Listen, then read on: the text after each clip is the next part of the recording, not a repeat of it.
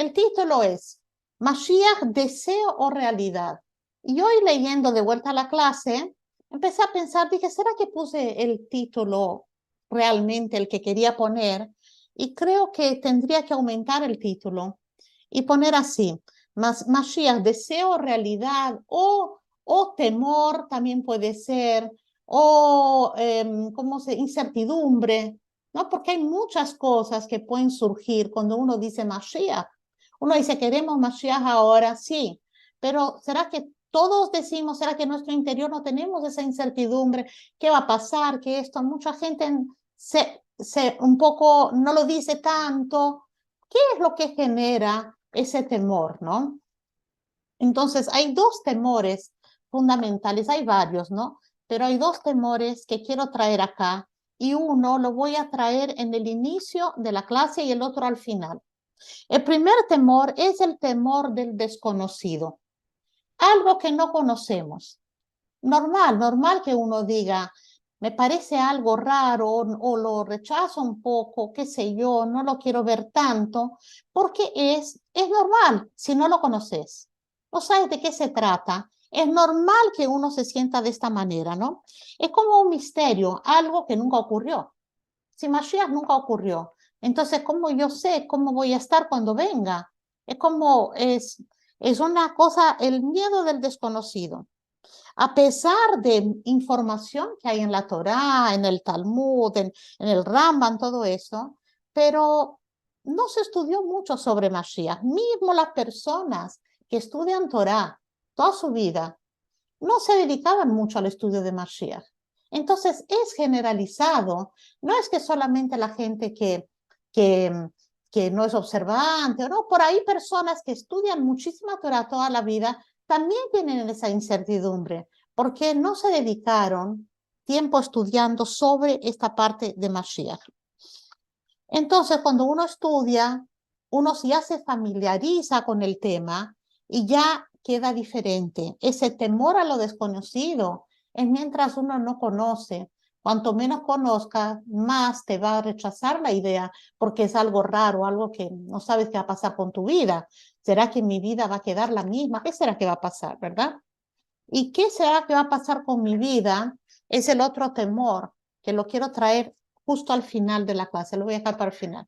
Pero ahora esto, vamos a empezar con este tema hoy, bien del inicio de todo. Vamos a dar primero una visión general del mundo, de la humanidad. La humanidad, ¿no? El mundo que tiene diferentes religiones, ¿sí? Hay personas que se dicen que son ateas, no creen en Dios, otros que creen en una fuerza mayor que llaman la naturaleza o algo mayor, ¿verdad? Y también están los judíos que creemos en la Torá. Bueno, hay diferentes tipos de gente y grupos, ¿no? ¿Y cuál será, se preguntan muchas personas, cuál será el futuro de la humanidad? Cierto que tal vez uno no piense eso todos los días, pero yo creo que sí, mucha gente pensará en algún momento cuál es el futuro de la humanidad, el futuro del mundo. Cada grupo tiene diferentes versiones. Entonces están aquellos que se preocupan con el medio ambiente y que tenemos que no contaminar el planeta y ser ecológicos y todas estas cosas que contaminan el planeta y el calentamiento global. Están muy preocupados con todo esto y está bien, están protegiendo el planeta. ¿Por qué? Porque piensan que es peligroso. El planeta puede venir a destruirse si no lo cuidamos. Esto es el miedo que tienen ellos del futuro de la humanidad.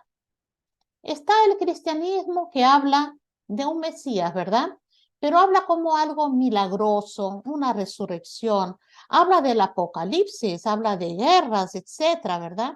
Y esto tenemos que, eh, tenemos que darnos cuenta que es una realidad, que eso afectó mucho, esa visión del cristianismo afectó mucho toda la humanidad. O sea, cuando uno habla de Mesías, muchísima gente habla en términos globales, ¿no?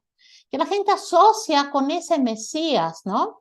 Que eso del cristianismo, pero Mashiach para nosotros no tiene nada que ver con esto. Entonces, muchas veces hay un rechazo a la idea de Mashiach porque viene de toda esa cultura que vimos de la otra religión. Y hay que entender que Mashiach no tiene nada que ver, es otra cosa totalmente diferente. Algunos hablan, muchos hablan sobre el final de los días. ¿Cuál es el final de los días? Bueno, hay un final de los días. ¿Qué va a pasar? ¿Va a terminar el mundo? ¿Qué es lo aleino? Es asustador esto, ¿verdad? Entonces, aquellos que tuvieron miedo de la clase anterior de la brujería, imagínense ahora, el final de los tiempos. ¿Qué va a pasar con nosotros, no? Bueno, no se preocupen. ¿Cómo la Torá interpreta eso? ¿Qué dice la Torá del final de los tiempos, no? Antes de llegar a la Torá, vamos a ver del punto de vista escéptico, la persona que no cree que hay un Dios, no cree que hay nada. ¿Qué dice ella sobre el final de los tiempos? Dice que, bueno, primero que esto no existe, o que si existe, no es del punto de vista filosófico ni teológico, es de que el hombre no cuidó el planeta y un día el sol se quemó, un día pasaron cosas de la naturaleza que destruyó el planeta, ¿verdad? Lo aleno. Ahora vemos el judaísmo. ¿Qué dice el judaísmo del final de los días? ¿Por qué trae la Torá? Va a ver los final de los días. ¿A qué se refiere? Se refiere a que los días como nosotros conocemos hoy. Ese es lo que cuando dice, cuando venga el final de los días, ¿qué días? Los días como nosotros conocemos hoy. Por ejemplo, hoy envejecemos. ¿No? Sabemos de eso, ¿no? Cuando vamos al espejo y vemos una arruguita, un pelito blanco, ¿no? Bueno, envejecemos, es normal, cada año que pasa, uno gana más edad, ¿sí? En la época de Mashiach no va a ser así. Nosotros nos vamos a envejecer porque nunca más vamos a morirnos. Entonces es algo raro, bueno, de a poquito vamos a ir hablando del tema. Pero acá son días que van a ser, en algún momento van a ser diferentes de estos días. No a principio, pero en algún momento va a llegar esto. Entonces, vamos a hablar ahora, lo que vamos a hablar a partir de ahora tiene que ver con a partir de una afirmación, lo que llamamos axioma, una afirmación, que la vida tiene un propósito. Si nosotros, a partir del momento que pensamos que la vida tiene un propósito, vamos a describir de una forma racional qué significa la venida de Mashiach. No vamos a hablar ahora de fe, de todas estas cosas, vamos a hablar racionalmente cómo puede uno entender que va a llegar un momento donde va a venir una era mesiánica, sin tener que traer fe acá, ¿ok? Pero eso tiene que ser basado en la premisa que nosotros creemos que la vida tiene un propósito. Una persona que dice, yo no creo que la vida tiene propósito, que nosotros nacimos así y nos morimos y no hay nada lo que hace en este mundo, no hay motivo para el que estamos acá, bueno, para esta persona no sirve esta explicación. ¿Ok? Pero muchísima gente cree que la vida tiene un propósito, no solamente las personas que estudian Torah y que hacen mitzvot, pero mucha gente en el mundo, gente no judía, hay muchísima gente que cree que tiene algo para hacer en este mundo, que cree que el mundo tiene un propósito, que su vida tiene un propósito, que su existencia tiene un propósito, que quieren dejar una huella, quieren dejar un legado para sus nietos, sus hijos, ¿no? Muchísima gente piensa así. Entonces, la Torá, por supuesto, piensa así, que cada uno tiene una misión en la vida, que el mundo entero tiene una misión, cada uno tiene un rol en este mundo. En el caso de la Torá, nosotros pensamos que es llevar el mundo material a un nivel espiritual. Dios nos puso en este mundo para elevar este mundo, para hacer una morada para Hashem en este mundo. Entonces, la idea de reparar el mundo, ¿sí? De reparar, de mejorarlo, no es exclusividad del judaísmo. Mucha gente quiere reparar el mundo.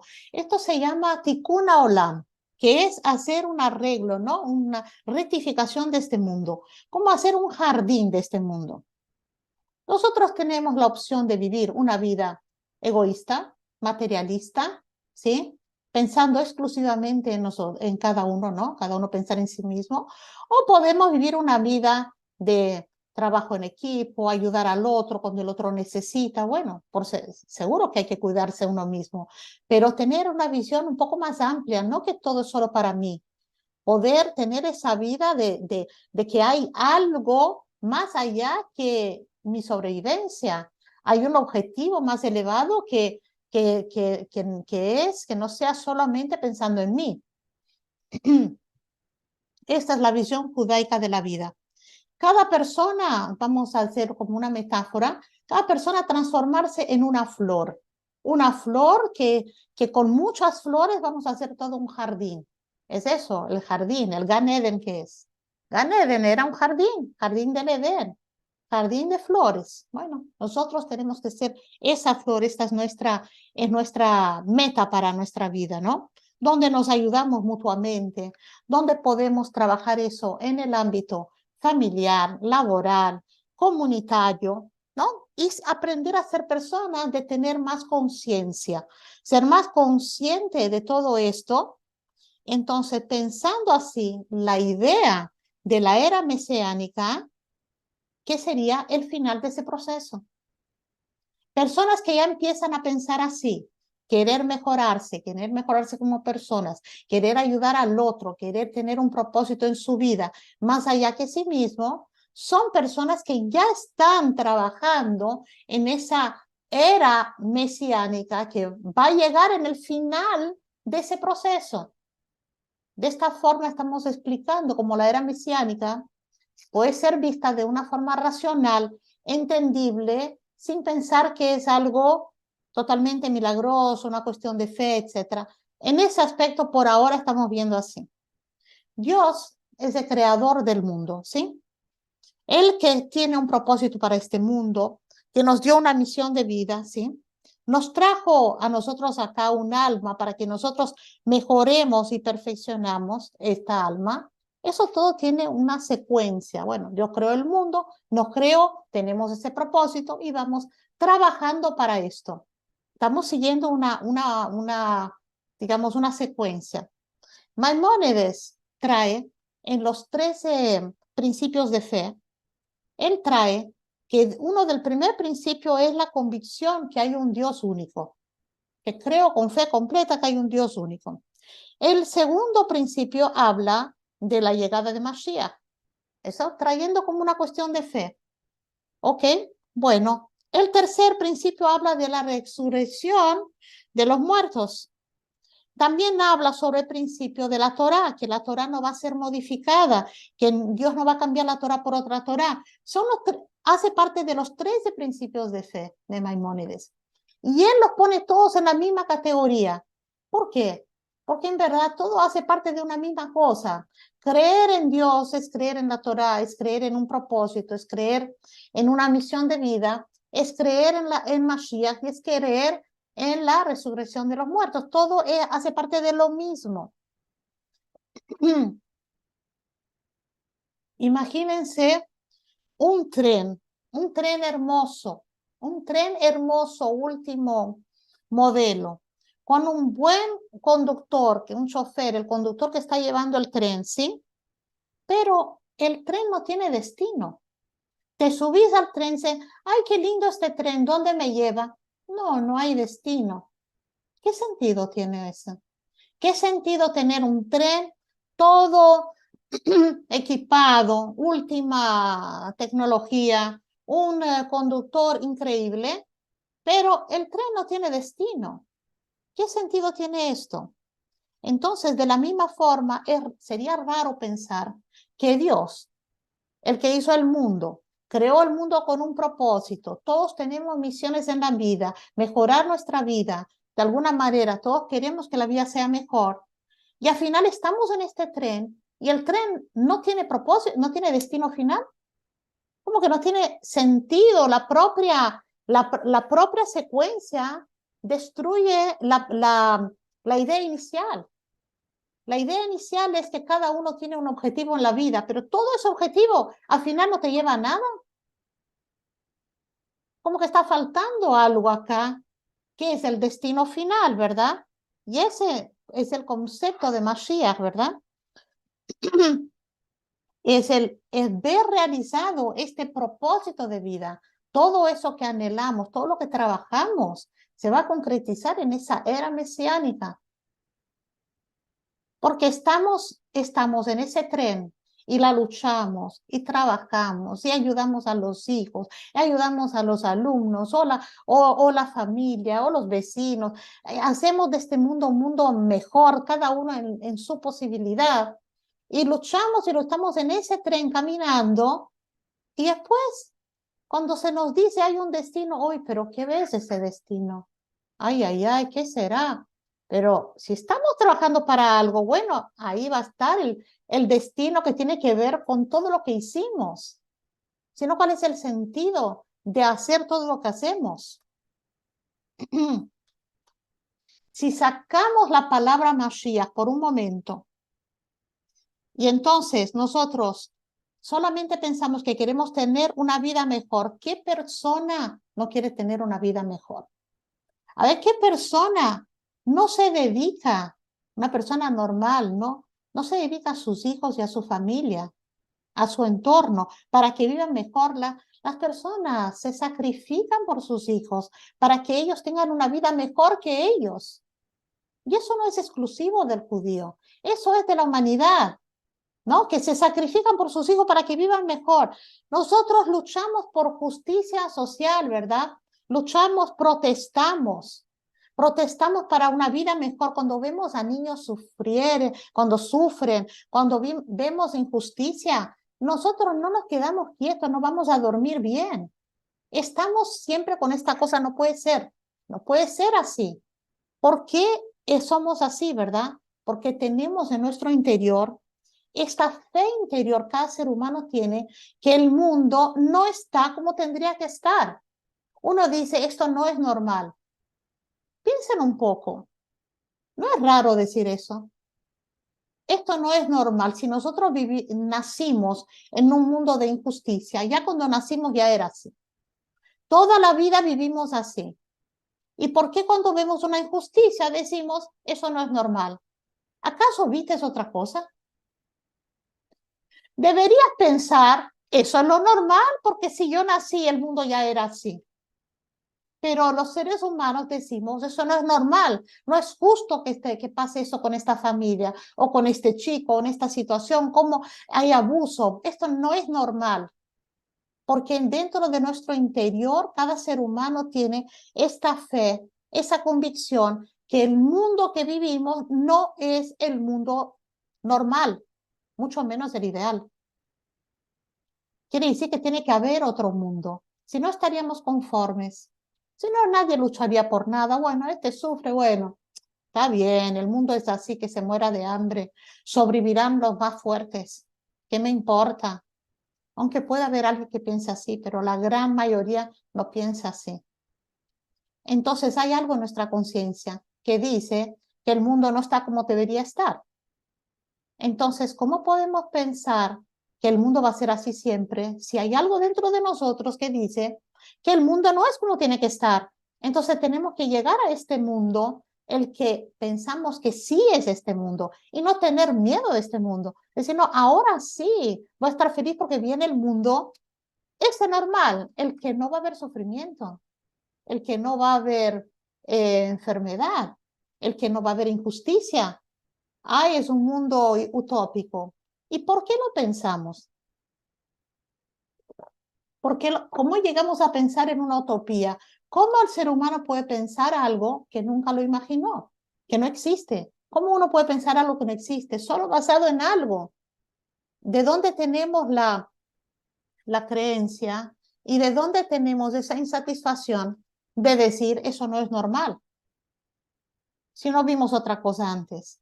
Es por esto que tenemos dentro de nosotros esa convicción de que tiene que haber un mundo mejor. ¿Y cómo vendrá este mundo, sí?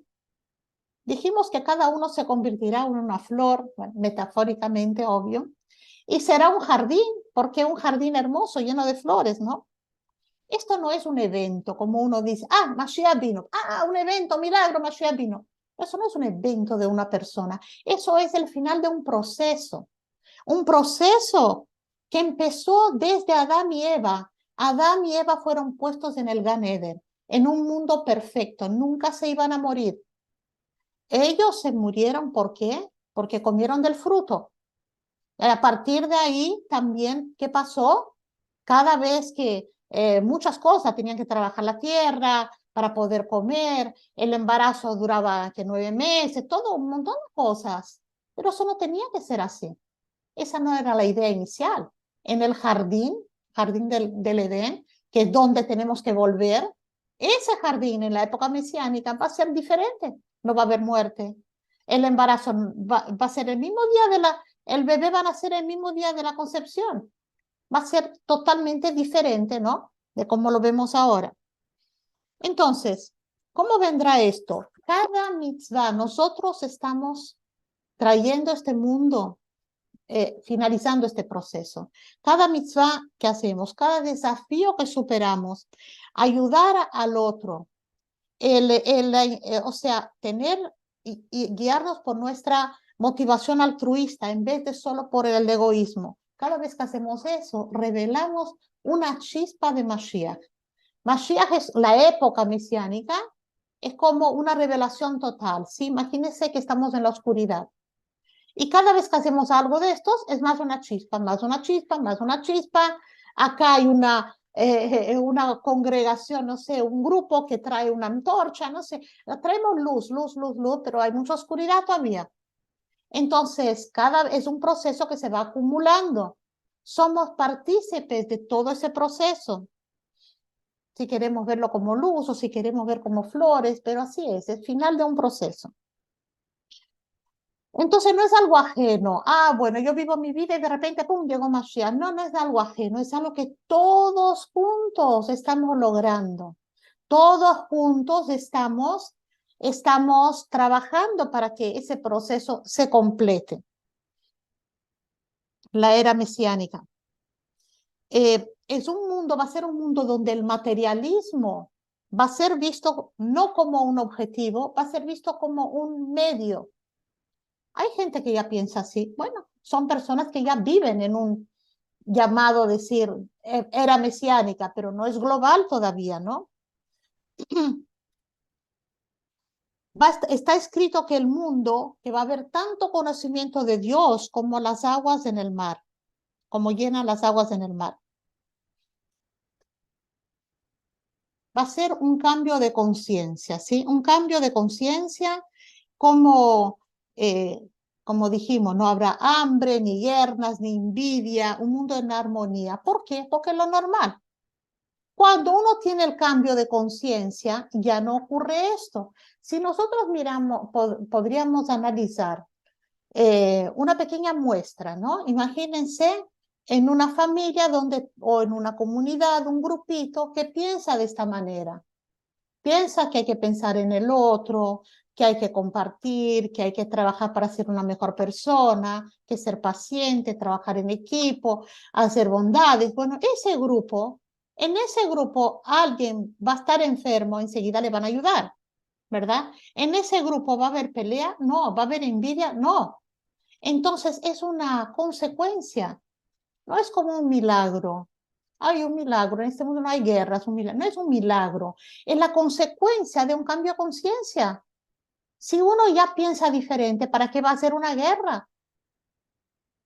La guerra es basada en la intolerancia, basado en tu ego, ¿no? Basado en que yo quiero lo que vos tenés, yo quiero ganarte a vos. Pero cuando hay un cambio de conciencia, ya automáticamente estas cosas no van a ocurrir.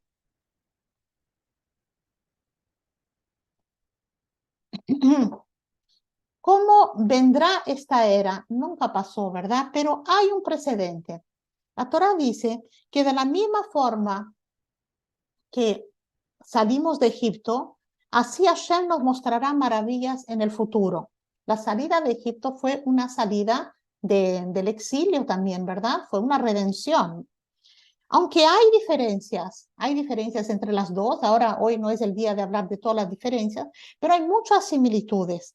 Allá había una esclavitud física y una esclavitud también espiritual. También el judío esclavo se sentía también esclavo, su mentalidad esclava. pensaban como esclavos. Necesitaban también superar esto. ¿Y qué pasó ahí? Bueno, Dios le incumbió a Moshe que Moshe liderara al pueblo. Moshe liderara al pueblo para la salida de esta redención, de este exilio, perdón. Lo mismo va a pasar con nosotros hoy en día. También hay una persona, a pesar que vamos a vivir una era mesiánica, pero hay una persona que se va a llamar el Mashiach, como Moshe, que es un tzadik también, que también se habla cómo va a ser esta persona, que no va a ser un ángel, va a ser una persona descendiente de la casa de David, dedicado a la Torá. Una persona, un tzadik, que le ayuda a los otros a acercarse a la Torá también. Y cuando hay una persona así, podemos pensar, oh, esta persona tal vez es Mashiach. Y después, cuando esta persona construya el templo y traiga a todos los judíos o al revés, traiga a los judíos a la tierra de Israel y después construya el templo, ahí puede estar seguro que es Mashiach. Bueno, después de eso sí, vamos a decir si es Mashiach, ¿verdad? Bueno, una vez vino un reportero y le preguntó de la CNN, le preguntó al Rebbe que un mensaje de Mashiach para el mundo. ¿Cuál es el mensaje que el Rebbe da? Entonces el Rebbe dijo así, mira, Mashiach está viniendo y lo que tenemos que hacer es apurar su llegada a través de actos de bondad y amabilidad, buenas acciones. Una buena acción puede una pequeña buena acción puede traer a Mashiach más rápido. Y todos conocemos el llamado efecto de la mariposa, ¿no? Que tiene basado en la teoría del caos, ¿no? Que tiene que ver con el aleteo de una mariposa en Hong Kong puede provocar un huracán en Estados Unidos. O sea que las cosas que son pequeñas a veces tienen muchos efectos y efectos muy grandes. ¿Por qué ahora? ¿Por qué ahora, verdad? Se habla tanto de Mashiach ahora y antes no se hablaba nada. ¿Por qué ahora? Antes, de generaciones anteriores, varias atrás, no se hablaba. Simple, porque antes estaba muy lejos, cuando Jacob estaba por morirse. Él quería revelar a sus hijos que venía la fecha de Mashiach, ¿no? Él quería revelar y Dios le sacó esa profecía, ese Ruach HaKodesh, y no pudo revelar. Y los sabios dijeron, ¿por qué? Bueno, porque era muy lejos, que no trae nada de bueno que alguien te diga que Mashiach va a venir en 500 años, no sé, no te trae algo bueno, ¿no? Era muy distante. Ahora sí nosotros sabemos, bueno, el Rebbe nos dijo que somos la generación, la época, estamos en la época de la redención. Y existen señas que trae Rambam en su libro de las leyes de Mashiach, que tiene que ver con la llegada de Mashiach. Entonces voy a leer algunas señales de lo que está ocurriendo hoy. Hay una cosa interesante, porque hay muchas señales que uno podría ver como negativas y otras que son positivas. Aún las señales negativas, el Rebbe lo explica de una forma positiva y también lo vamos a ver. Bueno, voy a leer algunas. El abandono por un lado, el abandono de la religión. Por otro lado, la búsqueda de la espiritualidad. El mundo entero está buscando la espiritualidad. Incluso hay espiritualidad sin Dios, ¿verdad? Quieren algo diferente de todo lo que lo es material. Búsqueda del judaísmo también. Hay mucho movimiento de gente que vuelve al judaísmo. Falta de conciencia de valores. Esto es previo a la llegada de Mashiach en términos del mundo. Degradación moral. Centros de enseñanza se van a convertir en burdeles, dice. Materialismo predominante. La gente buscando lo material. Rebeldía de hijos, alumnos. ¿Cuándo se vio esto? Antes, eso se sabe, ¿no? Antes todo respeto al profesor. Hoy en día, el profesor tiene miedo del alumno, ¿no? A los padres, a los mayores, mucha rebeldía. Falta de respeto a las autoridades. Dice, irresponsabilidad desenfrenada de las autoridades, o sea, los gobiernos, irresponsabilidad de la forma como tratan su gobierno. el corazón de los padres va a volver a través de los hijos, cosa muy rara, porque normalmente la tradición es de padre a hijo. Yo enseño a mi hijo, mi hijo enseña a su hijo. Va la tradición del mayor al menor. Acá, previa a la llegada de Mashiach, ¿qué va a ocurrir? Al revés. En mucho, o sea, va a seguir eso, pero también va a haber el movimiento al revés, que viene un hijo a la casa y dice, mamá, tienes que hacer eso. ¿Por qué no vamos al templo? Yo escuché que hay que comer kasher. O el hijo viene a traer cosas a los padres. Y también eso no solamente en términos de judaísmo, pero en términos de que el hijo va a saber cosas que toda la tecnología hoy en día, si quieres que alguien te ayude con el celular, etcétera, pedí a tu nieto más chico. El más chico va a saber más. El más chico, si tienes alguien de 20, 25 y otro de 12, anda a pedir al de 12, vas a ver más. Y es así. Entonces, todo tiene una repercusión porque es como el paralelo de que los hijos van a enseñar a los padres.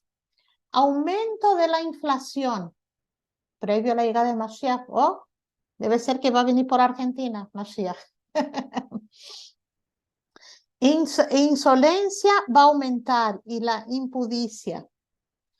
El gobierno no va a ser respetado. Antes no era así, ¿no? Si pensamos gobiernos anteriores, no era así. La sabiduría de los eruditos va a disminuir. Los que son temerosos de Dios van a ser despreciados. La falta de verdad en las personas van a mentir mucho. Jóvenes van a humillar a los mayores. Los mayores se van a levantar para dar lugar a los jóvenes. Un hijo se va a rebelar con un padre y una hija con una madre. Los enemigos del hombre van a ser parte de su familia. La ruptura de las familias se producirá y con muchas recriminaciones. ¿De quién es la culpa? ¿Qué puede hacer una persona para evitar esos dolores? La Torah lo llama como dolores de parto. ¿Qué puede hacer una persona que dice, ay, no me gusta nada de eso, no quiero vivir esa experiencia? Hay cómo evitarlo. La Torah dice, busca estudiar Torah y actos de bondad. Si vos estás dentro del estudio de la Torah y de actos de bondad, estas cosas van a ocurrir, pero no lo vas a tomar, no vas a sufrir por ellas. Señales buenos, pasamos a los señales buenos. Por otro lado, va a haber una gran prosperidad. Va a haber una revitalización del estudio de la Torah. Apertura de la sabiduría de arriba y de las fuentes de abajo.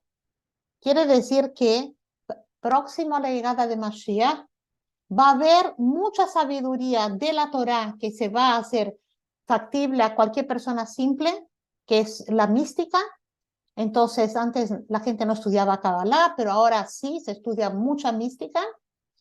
Y también la sabiduría de abajo, que tiene que ver con los descubrimientos científicos y tecnológicos. Cada vez más rápido. Antes las cosas tardaban hasta que se descubrió, ¿no? La electricidad y la televisión, la radio, que todo fue de a poquito. Ahora es muy rápido todo. Y tenés un celular, ya tienes que comprar otro, ya queda obsoleto. El fax, nadie sabe ni lo que es, ¿no? Cosas de tecnología que van tan rápido porque más se aproxima la llegada de Mashiach, más revelación hay en los dos campos. En el campo místico, la Torá, Kabbalah, y en el campo científico. También dice que muchos signos y milagros ocurrirán en el mundo. Quiere decir toda esta parte buena. A respecto de la parte no agradable que dijimos anteriormente, ¿cómo se llama? Los dolores de parto de Mashiach, el Rebbe explica algunas cosas que voy a traer, que es interesantísimo, que el Rebbe dice cómo se puede explicar de otra manera y que también es cierta y por ahí puede concretizarse solo el lado positivo, no el negativo. Cuando hablamos de insolencia, chutzpah, que uno va a estar contra el otro, ¿no? Que el joven con el mayor o la hija con la madre, esta insolencia, el alumno con el profesor, Entonces el Rebbe interpreta que esa jutzpah puede ser positiva, que quiere decir cuando nosotros pedimos a Dios para traer Mashiach. ¿Cómo nosotros vamos a pedir Mashiach? Saben que cuando el Rebbe empezó a hablar sobre Mashiach, muchas comunidades religiosas estuvieron un poco preocupadas, porque ¿qué es esto? Dios sabe cuándo mandar Mashiach. ¿Qué es esto de decir, Dios, queremos Mashiach ahora? ¿Cómo le vas a pedir, cómo le vas a exigir a Dios esto? Estos eran los inicios de la campaña de que se hizo notar que el tema de que Mashiach está llegando. Esto fue en los años 1990, donde Rebbe empezó a hablar mucho sobre Mashiach. Entonces, acá es esa jutzpah, esta cosa, pero en el buen sentido. Dios, queremos un mundo mejor. Tráenos Mashiach. Cuando hoy en día ya nadie está en desacuerdo con eso y se ve bien esto, al final de cuentas lo decimos en nuestra tefilá, también que queremos Mashiach. Entonces esa jutzpah tiene que ver el lado positivo, la insolencia de decir nosotros queremos Mashiach y Dios lo va a ver con buenos ojos esto. Cuando hablamos que los jóvenes le van a poner al mayor avergonzado, como, tipo, que él sabe más, no necesariamente tiene que humillarle, pero va a mostrar cómo él sabe cosas que el mayor no sabe. El Rebbe lo interpreta como, por ejemplo, el estudio del Hasidut. Hay personas mayores que toda su vida estudiaron Torah y nunca estudiaron la parte mística, y hay jóvenes que no saben tanta Torah, pero ya estudian la parte mística y le van a decir al mayor, mira lo que aprendí, esto, lo otro, cosas de cabalísticas, y esta persona se va a sentir avergonzado, wow, yo sé tanta Torah y no sé esto. O sea, en el buen sentido, qué bien que estás aprendiendo esto, qué es enséñame que yo también quiero. Claro, en su época, esta persona mayor no tuvo acceso a eso, tal vez, y ya un joven de hoy en día, un joven que va a una clase de Torah y puede ser un joven que no cumple nada, ya enseguida está familiarizándose con cuestiones de Hasidut. Eso quiere decir que el joven le va a poner al mayor en sabiduría, digamos, un mayor que sabe más que él, un poco avergonzado porque él no sabe cosas que este joven sabe. Otra forma de verlo es que en su casa, este jovencito puede ser un nene de 5 años que llega a su casa y dice, pero mamá, papá, esto hay que hacer un poquito mejor, no es así que aprendí en la escuela. Y le pone al mayor un poco avergonzado, bueno, eso es lo que aprendiste, al final te mandé en este colegio, ¿no? Bueno, a ver, contame qué es lo que aprendiste. Esa es la forma positiva de verlo.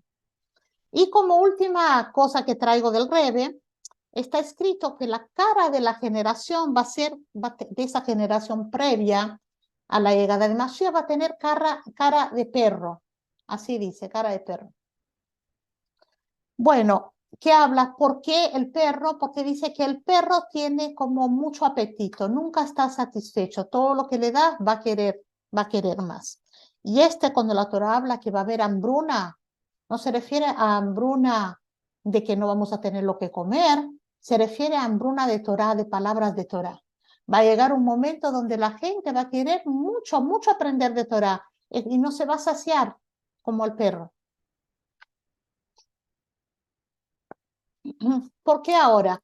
Ahora, en el estamos año 5783, estamos viviendo el sexto milenio, ¿sí? Sexto milenio. ¿Por qué? Cuando uno ya vive 5001, ya está dentro del sexto milenio. ¿Qué parte del milenio estamos viviendo? Si podemos dividir el milenio en 4, 250 años cada pedazo, ¿no? ¿Cuál parte estamos viviendo? Si estamos terminando el milenio, 5000, ya pasamos el 5750. Estamos viviendo la cuarta parte, la última partecita del sexto milenio. Y esto es muy importante tener en cuenta porque esto es víspera, la era mesiánica, en teoría, digamos, sería el año 7000. era mesiánica, pero ya vamos a ver por qué en teoría. Entonces, el momento de la redención ya empezó, como que ya empezó, estamos víspera, ya podemos traer, es como, por ejemplo, si comparamos los 6 días de la creación, estamos en un viernes a la tarde, antes de Shabbat. La persona que quiera encender las velas antes del horario puede. A partir de ese momento ya recibió Shabbat. Entonces, esa es la base que uno puede anticipar la llegada de Mashiach. No hay que esperar hasta el último segundo. Cuando vamos a analizar cuándo fue el año 5750, en la era común fue el año 1990. 1990, ¿quién podía creerse de la caída del comunismo en Rusia, que fue final del año 1991 del comunismo? Yo particularmente les digo, estuve en el Farbrengen del Rebbe, cuando el Rebbe hablaba 2 años antes de eso, en el 1986-87, el Rebbe hablaba sobre construir casas y ciudades para la gente de Rusia, que en Israel, para construir ciudades, porque va a haber mucha gente, mucha inmigración de personas que vienen de Rusia. Y había pleno comunismo. La gente, yo me recuerdo, la gente no entendía de lo que Rebbe estaba hablando. Y pasó que la gente no hizo mucho el apunte, no se hizo gran cosa. Y el Rebbe lo reclamó después y lo dijo, hay que construir casas y ciudades, hasta que la gente no lo entendía y el Rebbe mandó plata. Decretó el año, como que dijo, el año de la construcción, para que la gente de verdad creyera que tienen que hacer ciudades y casas para la gente que va a venir, cuando nadie sabía qué iba a pasar en Rusia. Final del 91, ¿qué pasa? Caída del comunismo. 400.000 judíos inmigran a Israel. Resultado, no tenían lugar donde quedarse. Algunos sí, muchos sí, otros no. Tuvieron que vivir en tiendas, en carpas, porque faltaba lugar donde recibirlos. Y el Rebbe ya tenía previsto esto, es muy interesante esto, ¿no? Se puede constatar, porque fueron cosas que Rebbe habló y son todos hechos históricos. Y todo ocurrió de una manera calma, pacífica, no hubo guerra, no hubo enfrentamiento, y eso es uno de los milagros de Mashiach. De una forma tranquila, fue un milagro, tan milagroso que uno ya hasta se olvidó de maravillarse de eso, ya pasó como desapercibido. El mundo tal como conocemos, así tal como conocemos, debe existir por 6.000 años. Y vamos a ver a qué se trata esos 6.000 años. 2.000 años de desolación, 2.000 años de Torah y 2.000 años de días de Mashiach. Vamos a explicar cada uno. Los primeros 2.000 años de desolación finaliza, o sea, de la creación del mundo hasta Abraham, cuando Abraham empezó a enseñar a que hay un solo Dios y todo eso. O sea, del inicio del mundo hasta Abraham es considerado años de desolación. El mundo estaba como que perdido. Los próximos 2.000 años, que empieza del 2000 al 4000, se llaman años de Torah. Monoteísmo, ahí a donde Abraham ya cuenta todo sobre Dios, ¿sí? Que hasta cuando se redacta la Mishnah. Los próximos 2.000 años, que es del 4000 al 6000, estamos en ellos, ¿no? Estamos dentro de ellos, se llaman días de Mashiach. Pero uno puede preguntar, ¿acaso Mashiach llegó? Mashiach no llegó todavía. ¿Por qué se llama días de Mashiach? Porque son días, esos años, esos 2.000 años, factibles de que Mashiach venga. O sea, podemos adelantar la llegada de Mashiach durante esos años. Si Mashiach estuviera, la generación mereciera Mashiach, antes no hubiera llegado porque no era factible. Empieza a ser factible del año 4000 al 6000, ya está factible. Si la generación merece, bueno, ya puede venir Mashiach. Vamos a comparar esos 6.000 años con los 6 días de la creación. Entonces, esta comparación la hace Ramban, Nachmanides. Y también Hasidut lo compara con las 6 emociones, los 6 atributos emocionales. Entonces vamos a ver uno por uno. Primer día de la creación. Dios creó la luz infinita. La luz. Es Gesed, bondad. Entonces, primer día, bondad. Dios creó la luz. ¿Qué pasó del año 0 al año 1000 en la humanidad? La gente vivía largas vidas. ¿Se recuerdan que la gente vivía 600 años, 800 años? La gente vivía muchos años. Era ese milenio de bondad. ¿Ok? Seguimos. El segundo día, vamos a comparar con del año 1000 al 2000, que es una comparación con el segundo día de la creación. ¿Qué ocurrió en el segundo día de la creación? Dios separó las aguas. Fue un acto de Geburah, un acto de disciplina. Decimos que el segundo, primero viene Gesed, después Geburah. Es disciplina porque Dios dijo, no, estas aguas no pueden estar juntas, hay que separarlas. Cuando uno ya hace separación, límites. Aguas para arriba, lo llamo cielos. Aguas para abajo, lo llamo mares. Así ocurrió. ¿Qué pasó en esos siguientes 1000 años, entre 1000 y 2000? El diluvio, la Torre de Babel. ¿Qué es el diluvio y Torre de Babel? Es juicio. Dios dijo, esto no puede más así, no puede ser más así. Entonces pasó el juicio y hubo el diluvio. Tercer día. Tercer día lo llamamos Tiferet, que es belleza. Hashem dice fue bueno 2 veces. El tercer día es como un día lindo. Hay la perfección de las tierras, la vegetación, crecieron los árboles. Eso tiene que ver del tercer milenio, del 2000 al 3000. ¿Qué ocurrió en la historia de la humanidad de los 2000 al 3000? ¿Qué ocurrió? Éxodo de Egipto y entrega de la Torá. Ahora hay algo lindo acá. Está la entrega de la Torá. Cuarto día tenemos, Dios creó las 2 luces grandes, sol y la luna. ¿Qué pasó en el año 3000 al 4000? Los 2 templos Beit HaMikdash iluminaron el mundo, tal cual el sol y la luna. Quinto día, que tiene que ver del año 4000 al 5000, el quinto milenio, que hubo la creación de los peces y los pájaros. Alusión sobre el dominio de las naciones gentiles sobre nosotros. Sexto día de la creación, Hashem hace el hombre, la creación del hombre, el ser humano.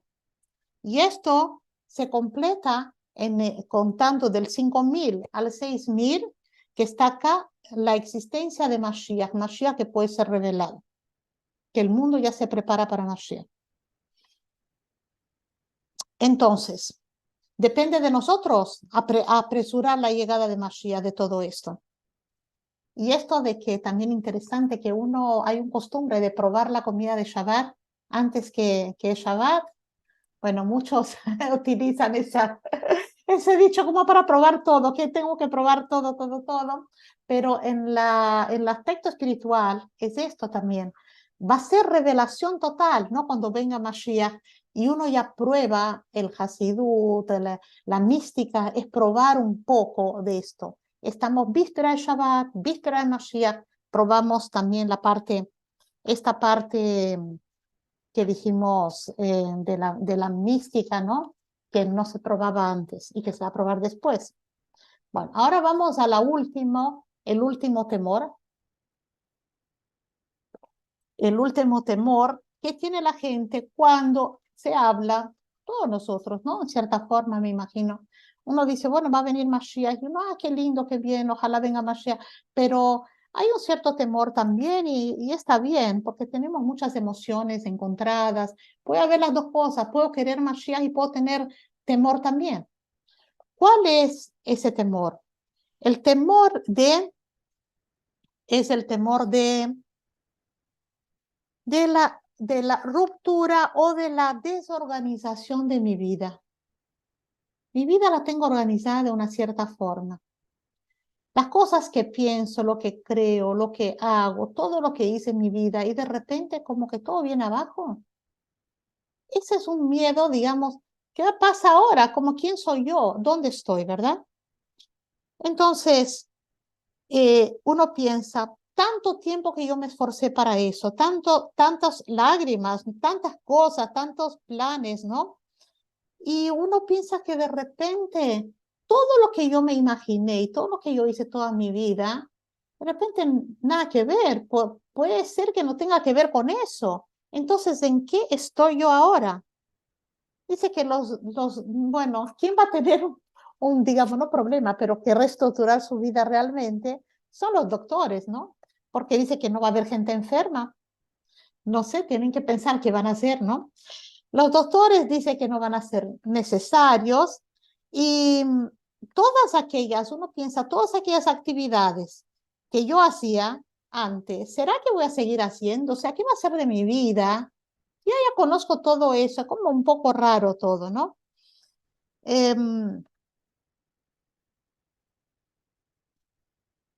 Eso es la persona que está con temor de cuando venga Mashiach, ¿qué va a pasar?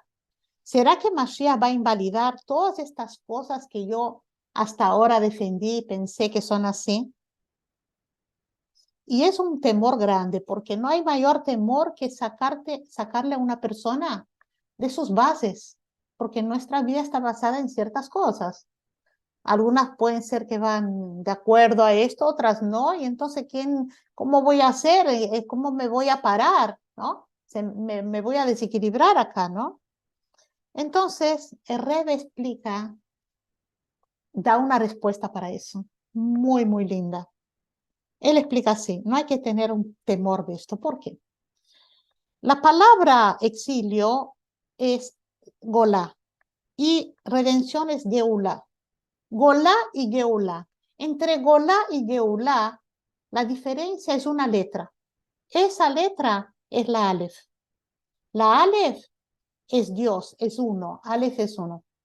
Entonces, no es que uno tiene que sacar el exilio, la gola, y se transforma en otra palabra, no. La gola está dentro de la geula, o sea, el exilio está dentro de la redención, o sea, el exilio de cierta manera va a estar dentro, no lo vamos a descalificar. Todo lo que hicimos no va a venir, no se va a desperdiciar. Todo lo que pensamos no se va a tirar abajo, simplemente se va a elevar, va a estar dentro de la geula y todo eso va a estar en un nivel más elevado. Porque no tenemos que ver como una cosa, bueno, uno es positivo, el otro negativo. No, los dos van a estar unidos. La redención, lo que hicimos hasta ahora y lo que va a venir van a estar unidos en una cosa sola. Porque todo lo que hicimos hasta ahora fue el camino para la geula. Si quisimos una vida mejor, quisimos hacer lo mejor para nosotros, para nuestras familias, ser una persona mejor, ¿qué es eso si no es una redención? Entonces, todo esto que hicimos fue un camino para llegar a esa redención total. Él dice al Rebbe, el exilio en sí mismo va a ser elevado a una redención. Entonces, todas nuestras actividades van a continuar, solo que van a estar más gratificantes, van a tener más propósito, van a tener más sentido, porque va a haber el Aleph dentro de ellas. Ahora, una pregunta. El Rambam dice así, dice que cuando venga Mashiach, todos van a estar con una única función de estudiar Torah y aprender la Torah de Dios. ¿Cómo se reconcilia con esta idea que tu vida no va a cambiar? De repente Rama me está diciendo que vamos a hacer una gran yeshiva mundial y nadie más va a trabajar en lo de él. Un cambio total. Y por otro lado, acá Rebe está diciendo, no se preocupen, que Gola está dentro de la Geulá, las actividades van a seguir las mismas, solo que van a ser elevadas. cómo se reconcilian estas dos ideas, ¿no? Entonces, esto se explica, el Rebbe lo explica a través de una analogía. Cuando uno enseña a un chico, la forma de enseñar a un chico, la Torá trae que uno le puede dar a él un premio, digamos. Vas a estudiar, el Rambam dice, vas a decir a tu hijo que estudie algo de Torá. Él es chiquito, bueno, tal vez no tenga ganas de sentarse a estudiar. Bueno, le vas a decir que si estudia tanto, le vas a comprar un premio, le vas a dar algo rico para comer, un juguete. Entonces, él va a estudiar pensando en ese premio, ¿sí? ¿Ok? Cuando él crece y madura, él va a llegar en un punto, en un momento donde él no va a querer más el premio, se va a sentir ridículo.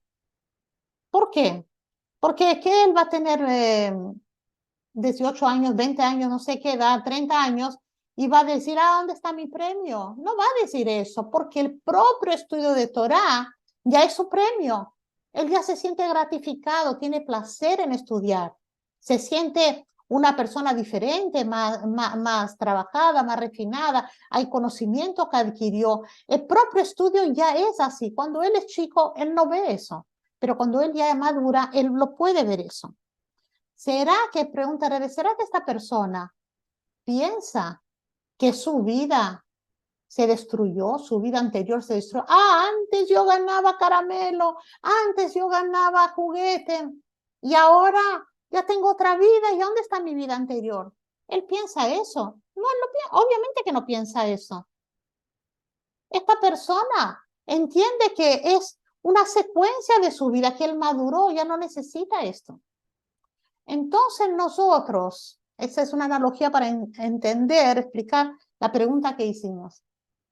Nosotros estamos en esta época ahora que bueno, que no entendemos totalmente el beneficio de tener un mundo tan elevado. Bueno, hacemos las mitzvot, tal vez porque nos sienta bien, nos hace bien, ganamos algo con esto. Perfecto, porque nuestro nivel de entendimiento. Más a futuro, cuando lo hagamos verdaderamente por el valor de lo que tiene, estamos creciendo como este hombre que antes estudiaba Torah para ganar el juguete o el caramelo, y ahora entiende que no, que él ya tiene gratificación solo de estudiar. Entonces uno no necesita tener todas estas cosas del mundo que uno creía que eran indispensables, ya no las va a necesitar. Nadie va a decir, destruyó mi vida. Yo antes, qué sé yo, me gustaba tal cosa que era una cosa totalmente que no tiene un sentido trascendental, ¿no? Yo antes hacía eso, ahora no, porque no lo vas a necesitar. Como el chico ya no va a necesitar ese caramelo, ya uno va a querer otra cosa, pero acá se reconcilia la idea de que las personas sí van a seguir haciendo sus actividades, pero van a entender que sus actividades no son para por ejemplo, gratificación personal o para tener más plata, todo eso. No, van a hacer cosas donde van a revelar el Aleph, Hashem dentro de sus actividades, van a estar elevadas sus actividades. Es como que toda el galut, el exilio va a estar en un nivel elevado y todo lo que hacemos va a ser de una forma más elevada. Bueno, entonces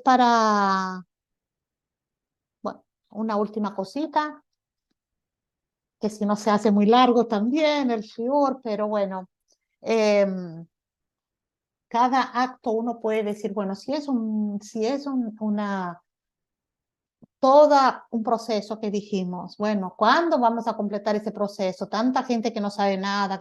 No, no es así, porque no es que todo el mundo tiene que estar así. Tenemos que ver el mundo como una balanza de actos positivos y negativos. Cuando esté un poquito más hacia el lado positivo, ya la balanza ya cambia.